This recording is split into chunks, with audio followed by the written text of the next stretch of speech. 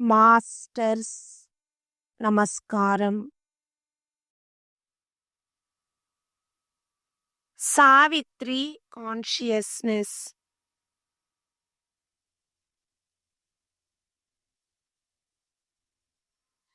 Aravinda consciousness.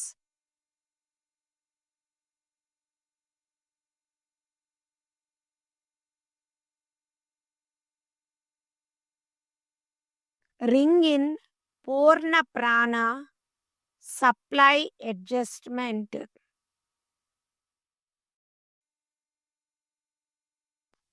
Let us meditate on the most auspicious form of Savitri, on the light of the Supreme, which shall illumine us with the truth.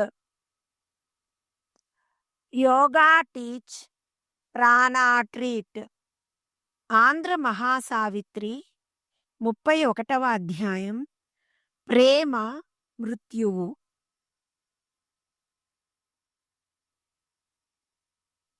తను ఆనంద లోకాల్ని సృష్టించడం మరచి తాను విలపిస్తూ తనను నమ్మిన వారిని సైతం ఏడిపిస్తోంది, బాధలకు గురి చేస్తోంది.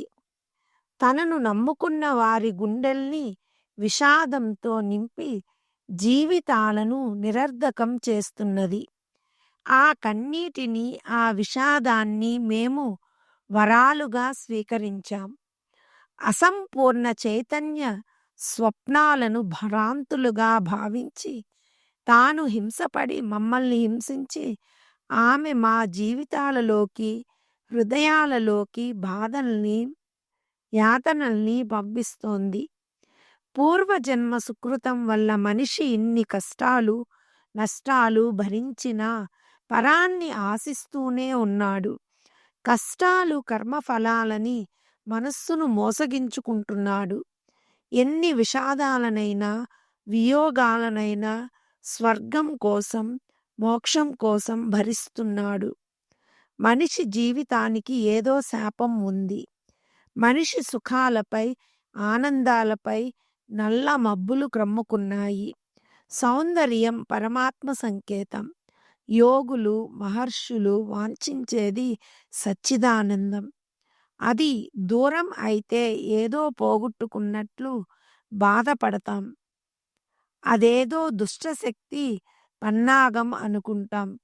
ఆ అనుమానం ఎంతటి మహర్షికైనా, యోగికైనా వస్తుంది. కావాలనే భగవంతుడు మనకు కష్టాలు కల్పిస్తాడు. మన ఆనందాలను హరిస్తాడు.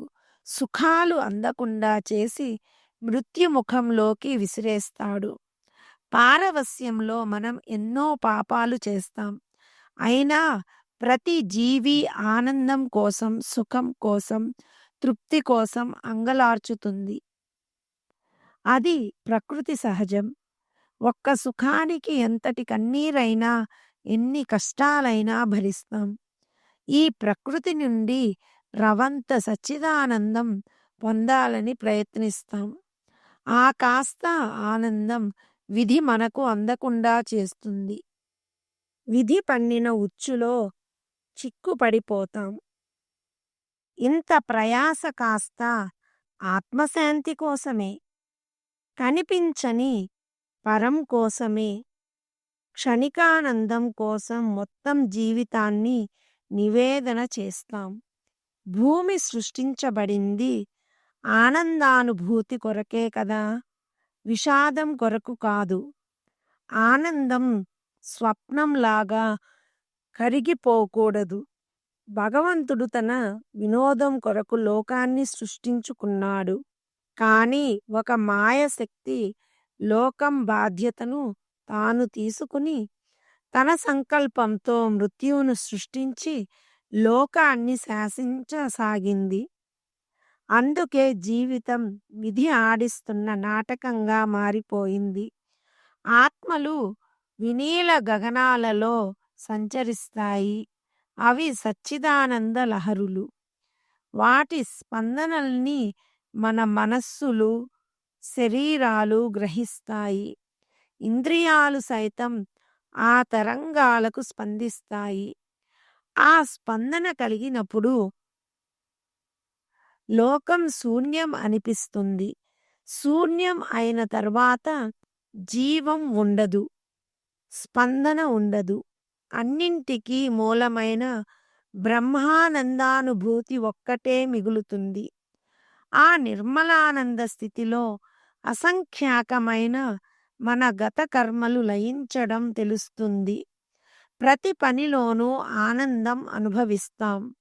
అందుకు మన ఆత్మలు సహాయం చేస్తాయి. అందుకే లోకం ఏర్పడ్డది. విశ్వంలోని సత్కర్మల అంతిమ లక్ష్యం బ్రహ్మానందం. ఆ ఆనందాన్ని కొన్ని ఆత్మలు మాత్రమే పొందగలుగుతాయి. ఆ ఆనందాన్ని కొన్ని ఆత్మలు మాత్రమే పొందగలుగుతున్నాయి. విశ్వపురుషుడు రోదసిని తనకు ఆవాసం చేసుకున్నాడు. ఆ విశ్వబ్రహ్మకు శూన్యాకాశమే అద్భుత మందిరం. భౌతిక శరీరాలలో ఆయన ఆత్మశక్తిని ప్రవేశపెట్టాడు. ఆయన ఔన్నత్యం సూర్యరశ్మి వంటిది. ఆయన ఓజస్సు చంద్రకాంతి వలె చల్లగా ఉంటుంది. ప్రతి శబ్దంలోనూ అనుభూతి ఉంది. పరుచుకునే చంద్రకాంతి వలె ఈశ్వర గీతం చల్లగా ఉంటుంది. తారకలు ప్రశాంతి ఈశ్వరుడే. ప్రతి ఉదయం మనల్ని మేల్కొల్పేది ఈశ్వరుడే. ప్రతి కొమ్మ నుండి రెమ్మ నుండి భగవత్ తత్వం తొంగి చూస్తుంది. చెట్టు చేమలలో రాయి రప్పలలో ఈశ్వరుని దర్శించవచ్చు. మనిషికి అజ్ఞానం, అలసట, శ్రమ, పరిశ్రమ తప్పవు. అడుగడుగున కష్టాలు, నిష్ఠూరాలు తప్పడం లేదు. పాపమైన పుణ్యమైన మృత్యువు వెంట పడిన మనిషికి కడవరకు సుఖించాలని ఉంటుంది. ఆ తపన చల్లారదు. అనుభూతి కలిగించే ప్రతిదానిలోంచి ఆనందం పొందవచ్చు. ఆత్మకు చెందిన ప్రతి అనుభూతి ఆనందహేతువే.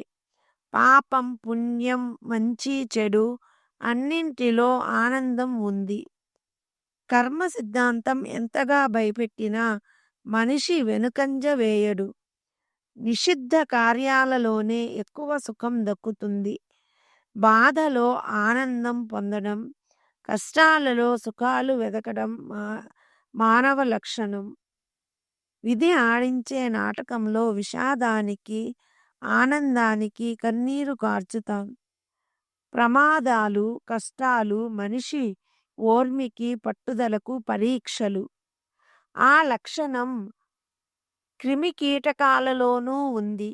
మానవ శక్తి విచిత్రం. ఇన్ని కష్టాలు పడి ఇంత నిరాశకు గురైనా ఆకాశమంత ఎత్తుకు ఎదుగుతుంది. భూత ప్రేతాలతో చెలిమి చేస్తుంది. నక్షత్ర కాంతులలో సేద తీరుతుంది. వేడిని తట్టుకుంటుంది. సూర్యచంద్రులు తమ అగ్నితో జ్యోత్స్నలో జీవుల్ని పోషిస్తారు. చివరకు స్వర్గం వైపు, నరకం వైపు దారి చూపిస్తారు. జీవునికి భూమిపైన ఆనందాలు, విషాదాలు రెండూ సమభోగ్యాలే. రెంటిని అనుభవిస్తుంది. స్వర్గ సుఖాలను, నరకయాతనల్ని అనుభవిస్తుంది. తన చుట్టూ స్వర్గాన్ని, నరకాన్ని సృష్టించుకోవడం మనిషికి అలవాటు. మనిషి తాను అనుభవించే స్వల్ప సుఖాలనే ఆనందాలుగా, అనురాగాలుగా భావిస్తాడు.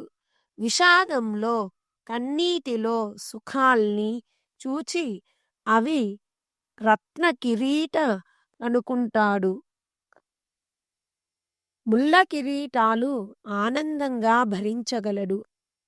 మనిషి తాను అనుభవించే స్వల్ప సుఖాలనే ఆనందాలుగా, అనురాగాలుగా భావిస్తాడు. విషాదంలో, కన్నీటిలో సుఖాల్ని చూచి అవి రత్న కిరీటాలనుకుంటాడు. ముళ్ళ కిరీటాలు ఆనందంగా ధరించగలడు. అమృతాన్ని, విషాన్ని తాగి హరించుకోగలడు. ఆ ఆర్తి అనుభవం అంతా బ్రహ్మానందం కొరకే. అన్ని లార్పులు దివ్య ప్రబంధాల కొరకే. అన్ని అంగలార్పులు దివ్య ప్రబంధాల కొరకే. జీవుడు ఈ ప్రపంచంలోకి వస్తూనే కొంత దివ్యత్వాన్ని వెంట తెచ్చుకుంటాడు. అది జీవుని సంకల్పంతో, సాధనతో పెరుగుతుంది. అదే మనిషికి మహత్తర సత్య పదాన్ని చూపిస్తుంది. అదే మనిషి చేత తప్పుడు పనులు చేయించి అధోగతులు కల్పిస్తుంది. పతనానికి, ఔన్నత్య సాధనకు కారకుడు మనిషి. అతని సుకృతాలు, దుష్కృతాలే కారణం. మనిషిలో దేవతలు, దైత్యులు ఉంటారు. మనిషిపై ఆధిపత్యానికి ఇరు వర్గాలు పోటీ పడుతుంటారు. సృష్టిలోని సౌందర్యం ఆరాధించి అనుభవించిన వారికి ఔన్నత్యం, అల్పత్వం రెండూ సమానమే. తన ఆధిక్యతకు గాని, అధోస్థితికి గాని, ప్రలోభాలకు గాని లోబడటం జరగదు. విశ్వశిల్పి చమత్కృతిని ప్రశంసించిన ఎల్లకాలం విషాదాంత నాటకాన్ని అనుభవించలేం. లోకానికి విముక్తి కలిగించటం గల ప్రజ్ఞ ప్రాభవాలు ఆవలి తీరాన ఉన్నాయి. లోకానికి విముక్తి కలిగించగల ప్రజ్ఞా ప్రాభవాలు ఆవలి తీరాన ఉన్నాయి. మనిషి యోగ సాధనతో ఆ తీరానికి చేరగలడు. సత్యాన్ని నిగ్రహంతో గ్రహించగలడు. చివరి దశలో ఆత్మ అలౌకిక విషయాలను గ్రహిస్తుంది. ప్రతి మందిరంలో పరమాత్మను అన్వేషిస్తుంది. అప్పుడు సృష్టి రహస్యం తెలుస్తుంది. ఆశించిన లక్ష్యాన్ని మనిషి చేరగలుగుతాడు. సచ్చిదానందం గగన పుష్పం అయి అనంత కోటి నక్షత్రాలతో మంతనాలు జరుపుతుంది. కాలం పారవస్యంతో స్వాగత గీతాలు ఆలపిస్తుంది. రోదసి ఆనంద తాండవం నర్తిస్తుంది.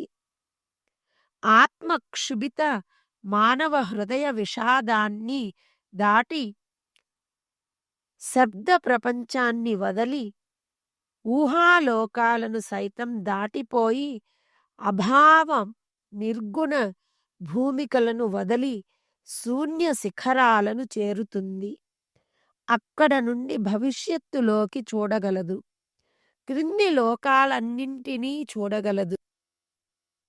తాను గమించిన లోకాలన్నింటినీ అధిగమించి అతీత తురీయ స్థితికి చేరుతుంది.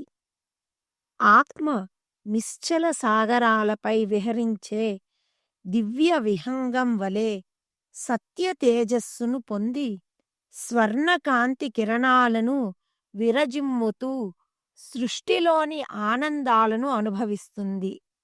అదే ఆత్మ లక్ష్యం, ఆత్మకు ఇష్టం. అది పరమాత్మ న్యాయం.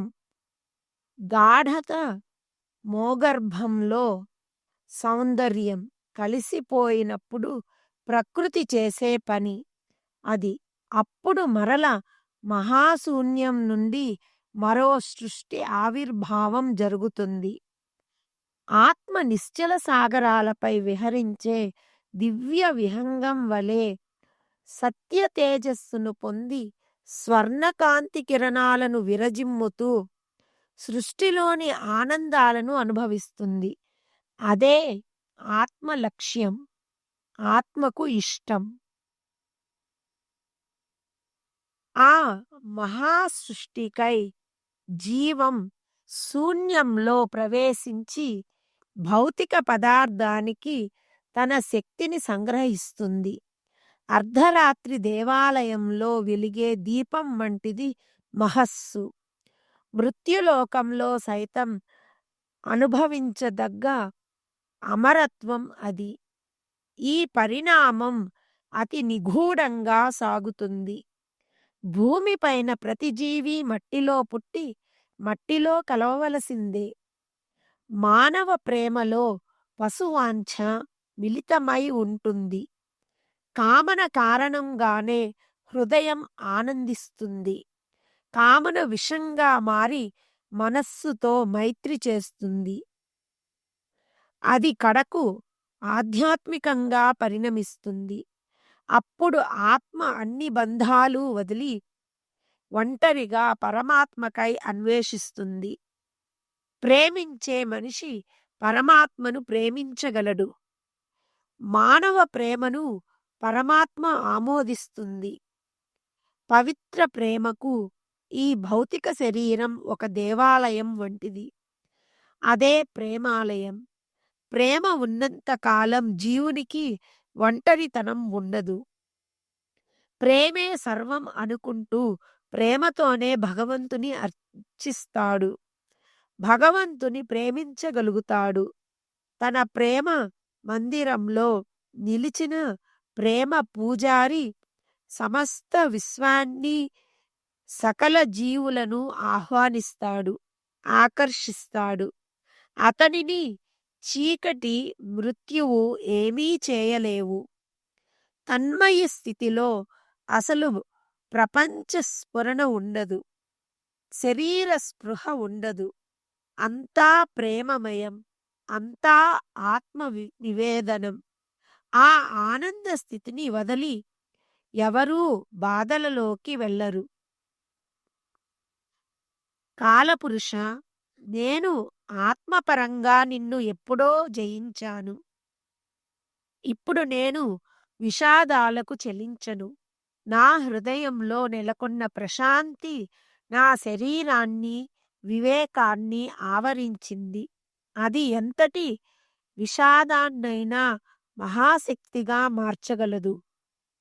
అది ప్రపంచంలోని చిరు ఆనందాల్ని బ్రహ్మానందంగా మార్చి వేయగలదు. నా అనురాగం ఈశ్వర ప్రణిధానానికి ఆలవాలం. నా ప్రేమ ఈ ఖగోళాలను దాటిపోయింది.